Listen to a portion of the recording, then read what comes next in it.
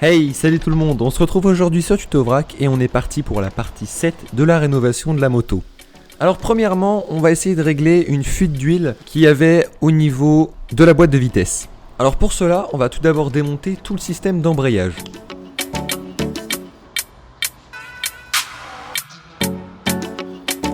Après environ 30 secondes à regarder l'ensemble, vous voyez déjà que c'est très sale, mais de plus au niveau du capteur de point mort, on voit une petite tache jaune qui ressemble très fortement à une tache d'huile. Voilà, donc après avoir découvert la fuite, j'ai démonté le capteur et j'ai essayé de voir ce qui se passait. Tout d'abord, le capteur était cassé, donc j'ai essayé de le recoller. Ça n'a pas tenu, donc je me suis dit que j'allais faire un nouveau capteur en 3D. Premièrement, j'ai récupéré le joint où je vais pouvoir, comme ça, faire le plan du capteur en 3D. Ça a été fait sur Tinkerpad et franchement c'est un site génial parce que c'est très facile et vous voyez le capteur est vraiment très proche d'un original. Donc la pièce est en PLA, maintenant on verra si dans le temps ça tiendra, mais c'est un essai. On continue ensuite par nettoyer les parties vraiment rouillées de la moto. Ce sont tout d'abord les supports du phare. Alors ça a demandé énormément de boulot et maintenant ça commence à être propre.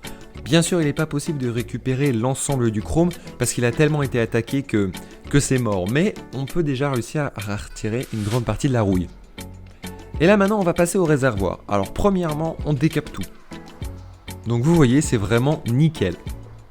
Maintenant, on va passer un petit peu de mastic pour pouvoir reboucher les trous qui sont pas spécialement jolis. Alors c'est la première fois que je fais ça, mais je trouve que je me suis pas trop mal débrouillé non plus.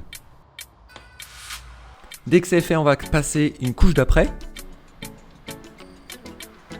Alors je vous parle à la fin de la vidéo de tout le matos qu'il faut pour peindre correctement et ce que j'ai fait.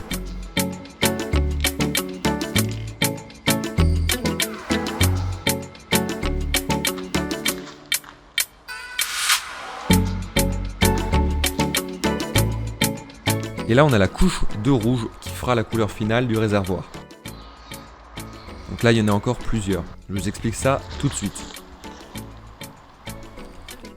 Alors, la peinture, ça a été quelque chose de très compliqué parce que moi, je ne suis pas peintre et l'objectif, c'est de faire un résultat propre et durable.